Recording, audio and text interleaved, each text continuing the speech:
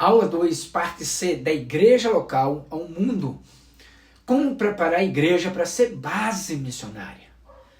E o foco desta aula é barreiras comuns ao envolvimento missionário. Lembre-se, não é sobre tamanho, é sobre direção.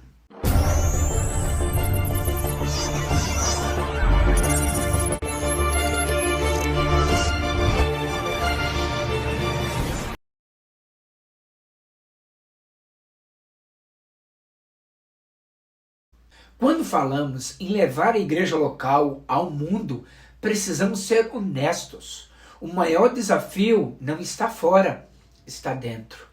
A maioria das igrejas não rejeita missões por teologia errada, mas por barreiras silenciosas que vão se formando com o tempo. Uma das principais barreiras é a mentalidade de sobrevivência.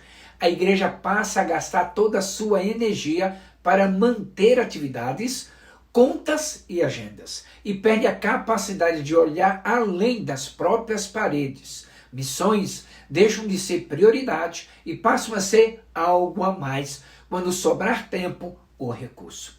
Outra barreira comum é a terceirização da missão. Cria-se a ideia de que missão é tarefa de especialistas, agências ou missionários, vocacionados e não da igreja como um corpo. O resultado é uma igreja informada, mas não envolvida, admiradora, mas não participante. Há também a falta de visão bíblica clara. Sem ensino consistente, missões viram emoção pontual, campanhas ocasionais ou eventos anuais. Onde não há visão, não há perseverança. E onde não há perseverança, não se constrói base missionária. Por fim, existe um medo do custo. Missões exigem renúncia, tempo, pessoas, recursos e conforto. Muitas igrejas até celebram Atos 1:8, mas travam quando percebem que a obediência sempre cobra um preço.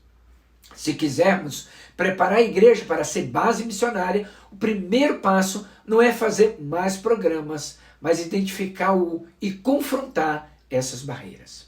A transformação começa quando a igreja decide alinhar sua prática com o propósito que Deus já revelou.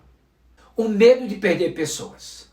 Essa barreira quase nunca é confessada em voz alta, mas está presente em muitas lideranças. O medo de enviar e com isso enfraquecer a igreja. O raciocínio é direto e aparentemente lógico. Se mandarmos os melhores, quem vai ficar para sustentar a obra? O problema é que essa lógica é humana, não é bíblica. A igreja do Novo Testamento nunca cresceu retendo pessoas, mas enviando. Em Atos 13, Antioquia não enviou quem sobrava, enviou Barnabé e Saulo, dois dos seus principais líderes. Aos olhos humanos, aquilo parecia perda. Aos olhos de Deus, foi expansão. Igrejas que vivem para reter acabam se tornando fechadas, defensivas, cansadas. Igrejas que enviam amadurecem espiritualmente, porque aprende a confiar que a obra é de Deus, não de pessoas específicas. Na prática, o medo de perder gera controle disfarçado de cuidado. Um jovem demonstra chamado, dons e paixão por missões. A liderança diz, ainda não é o tempo. Precisa amadurecer mais. Os anos passam, o entusiasmo esfria, a chama vira frustração. Ele não foi enviado, mas também não permaneceu inteiro. O chamado não morreu de uma vez, foi sufocado aos poucos.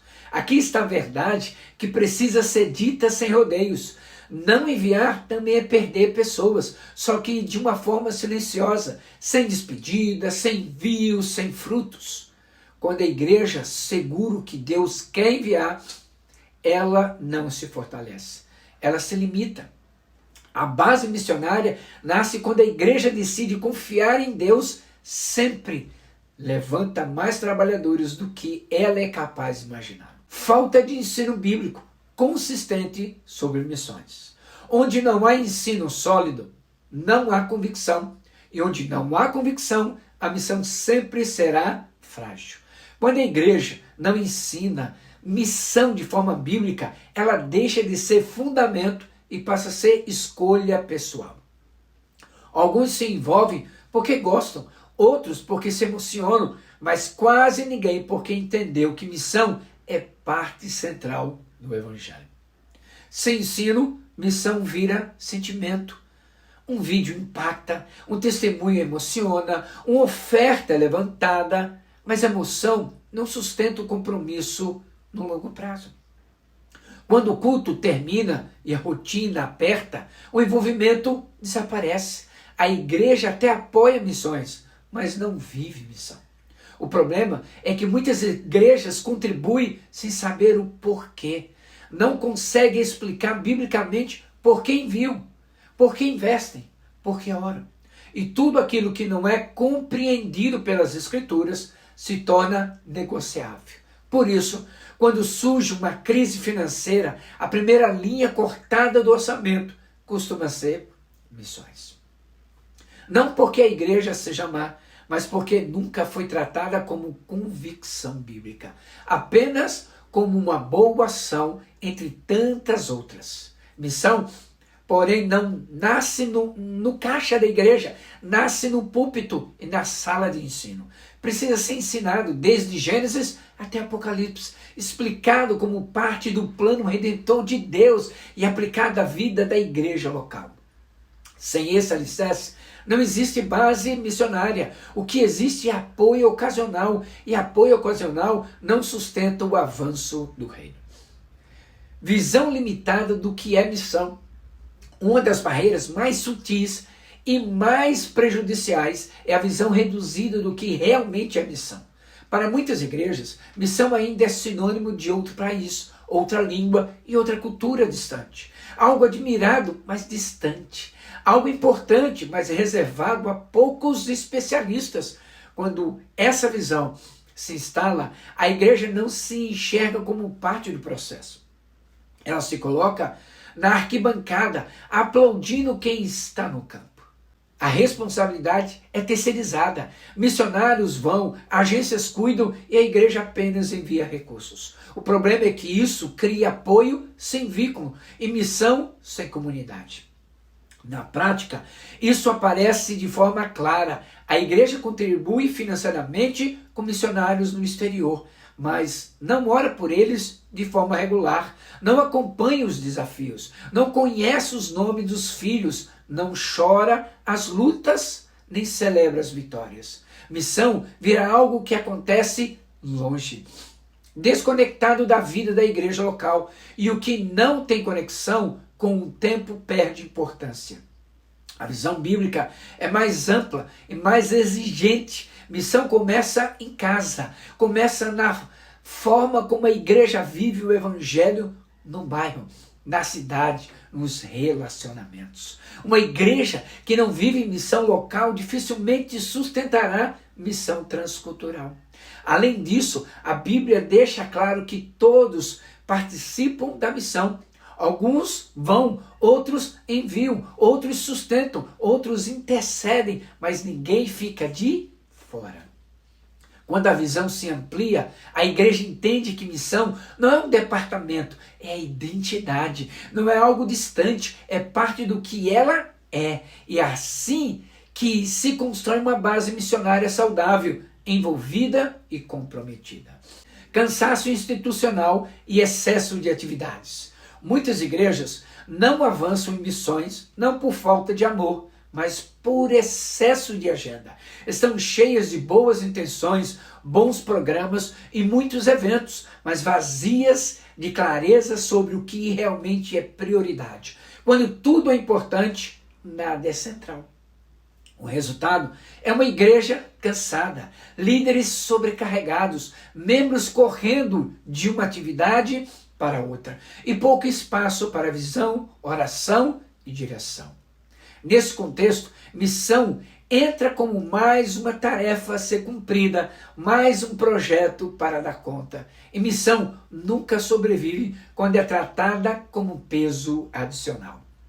Na prática, o cenário se repete. A igreja decide iniciar um projeto missionário. A visão é boa, o discurso inspirador, mas ninguém para organizar a agenda.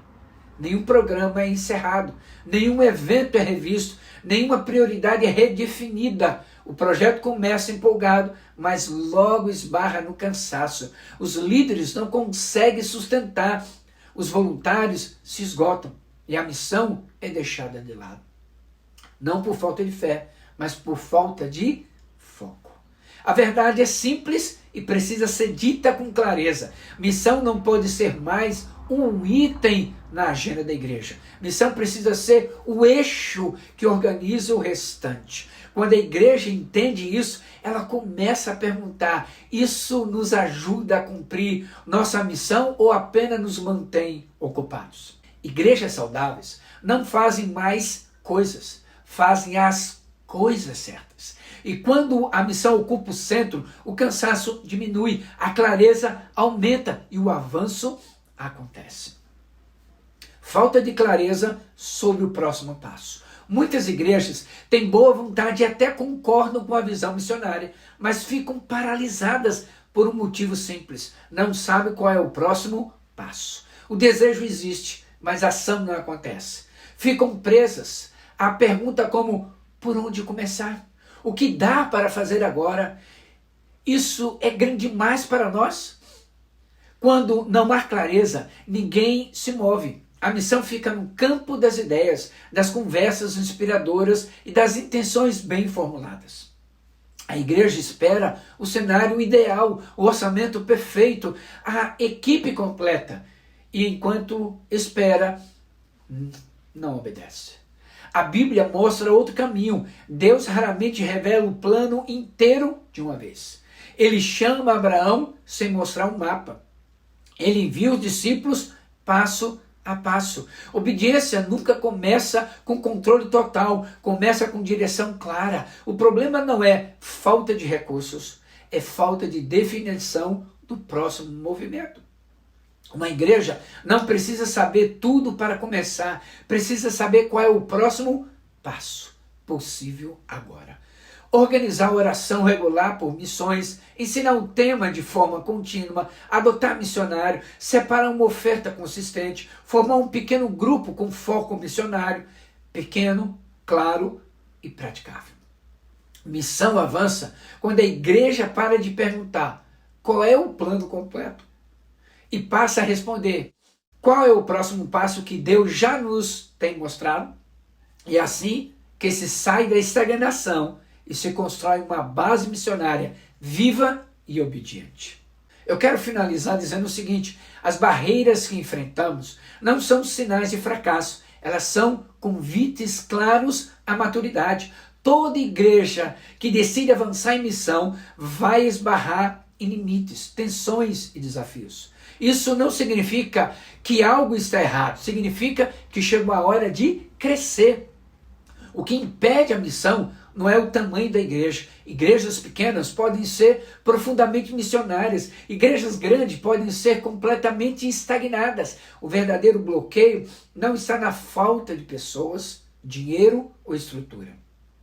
Está na falta de decisão de encarar com honestidade aquilo que trava o avanço. Enquanto a igreja continua perguntando: temos condições? Ela vai permanecer no mesmo lugar.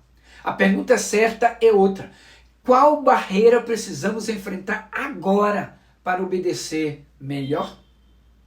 Porque missão não exige perfeição, exige alinhamento, não exige controle total, exige coragem para dar o próximo passo. Quando a igreja identifica suas barreiras e decide enfrentá-las, ela muda de postura, de espectadora para participante, de mantenedora para enviadora, de ocupada para obediência. Na próxima parte, vamos falar de estratégias simples e práticas para iniciar a mobilização missionária, mesmo com recursos limitados. Porque Deus nunca esperou que tivéssemos tudo, Ele sempre esperou que dessemos o próximo passo, o passo certo.